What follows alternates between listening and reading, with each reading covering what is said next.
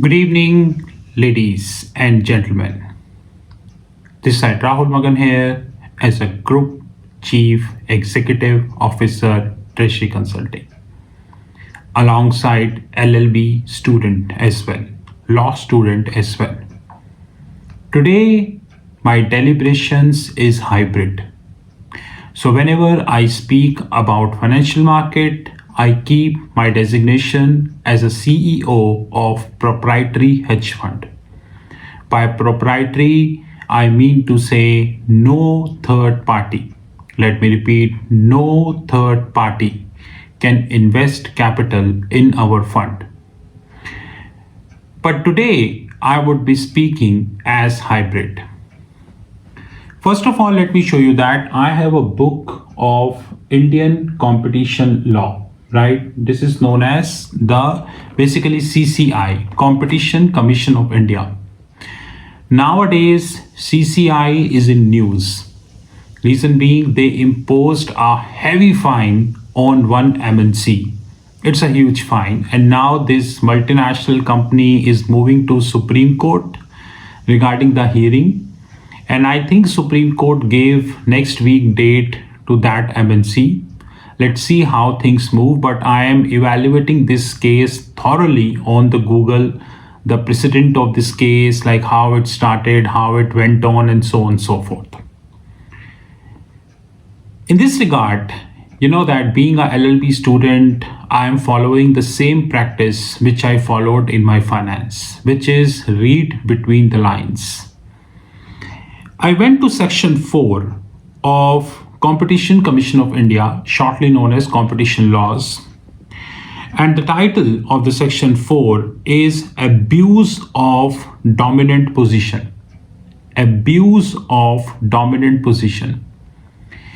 We all understand that there is hardly any country we have in the world where dominant positions do not play any role.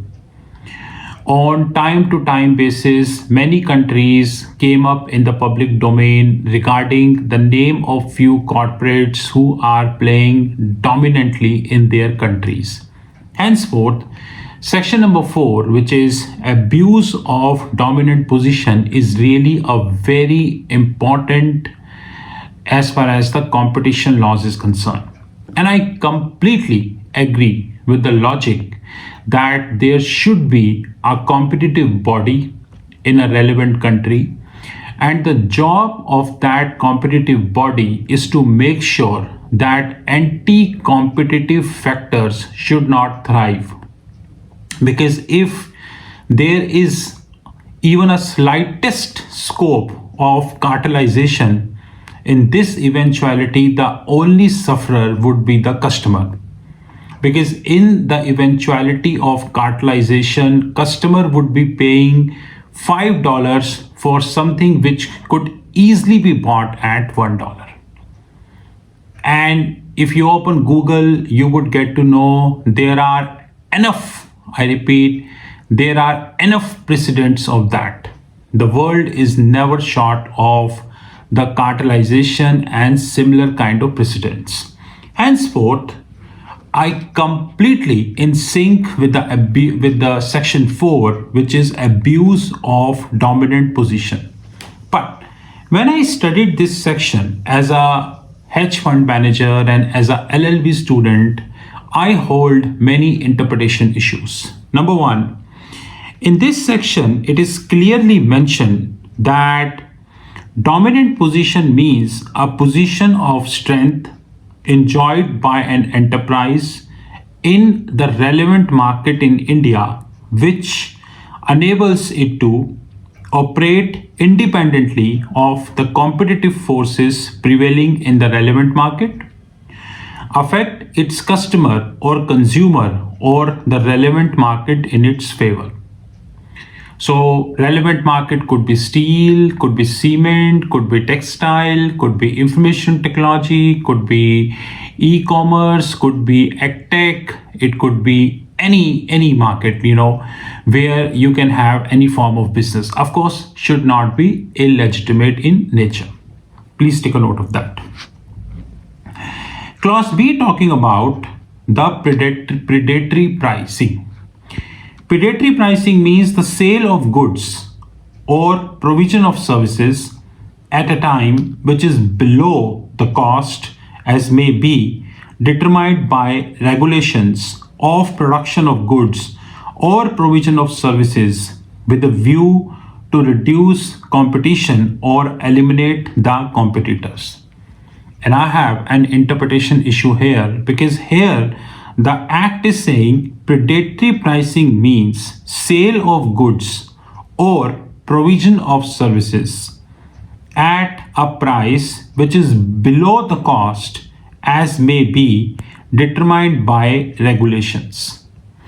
So Competition Commission of India, or competition laws, means to say that everything we are having in India, the pricing is determined by the regulations. Okay. I went to next page, and in this next page I saw a very important thing, which is definition of predatory pricing. Now, as per Act, what is the definition of predatory pricing? Predatory pricing is defined as the situation where a firm with market power prices below cost as to drive competitors out of the market. In this way, acquire or maintain a position of dominance. Here again, there is a danger of confusing pro-competitive pricing with predatory behavior. In reality, predation is only established after the fact, once the rival has left the market. Please take a note what the act is saying. Once the rival has left the market, it means the act is assuming that once the rival is left, then the predatory pricing starts. Okay. And the predator has acquired a monopoly in the market. However, any law to prevent is meaningful only if it takes effect before the fact, before the competitor has left the market. I don't want to name any company in my video, but I will give you enough hints, and it is up to you whether you would be scrutinizing that hints or not, but I'm giving you hints. After COVID-19, many companies in India may or may not be startups. They got excessive money from the venture capitalist and the private equity firms of the globe.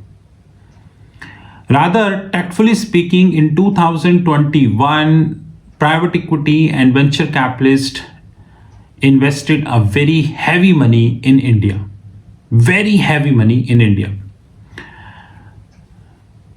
Unfortunately, there is a thinking that the only recipient of that money is the startups. But I tend to differ, because in 2020 and 21, there are many well-established players in respective segments got that money also.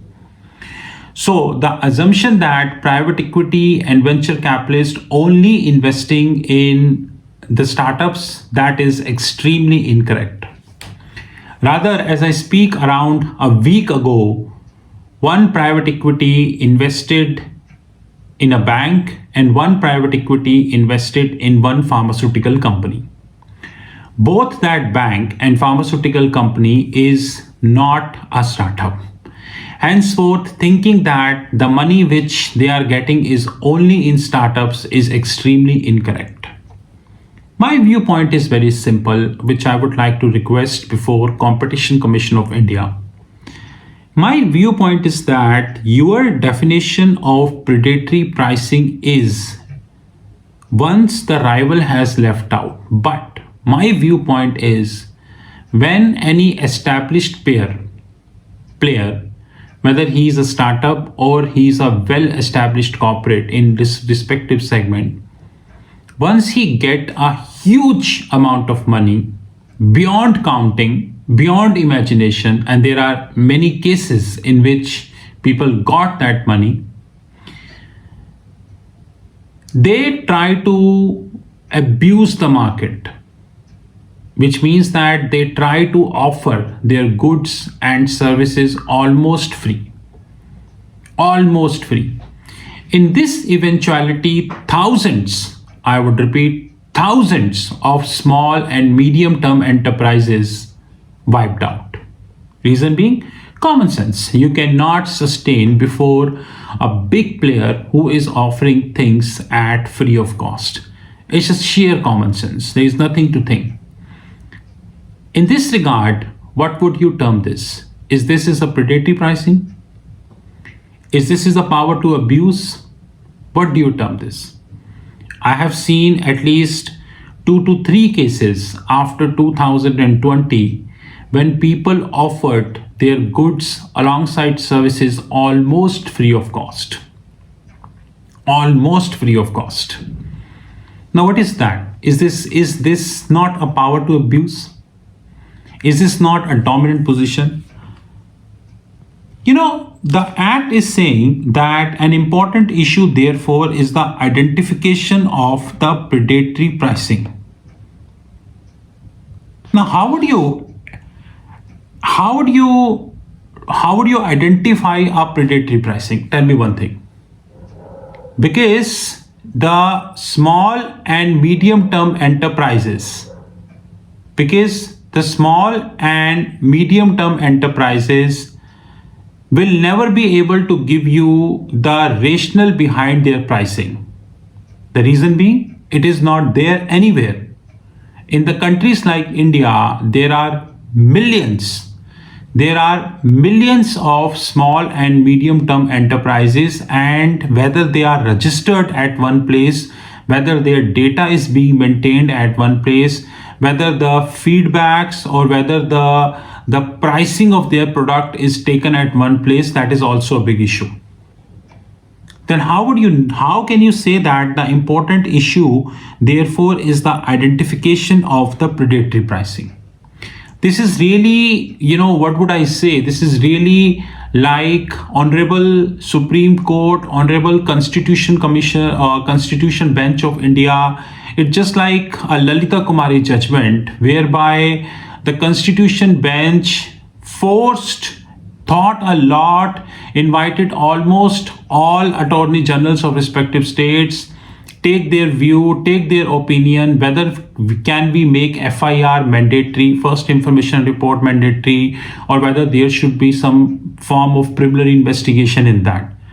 And finally, and thankfully, Honorable Supreme Court made sure that in certain cases, there should be a provision of preliminary investigation. We should be thank you to Supreme Court for this always. Similarly, this issue that how do you identify a predatory pricing, this is a highly debatable issue. In the countries like India, when few people have an access to almost endless money, and majority of the people have access to a very small piece of the money which cannot stand before or withheld before these big players. This is what my deliberations about competition law. Like I said, I am an LLB student. I am reading competition laws, CRPC, IPC, Juvenile Act, NDPS, PMLA, and for forensic evidence and many more things.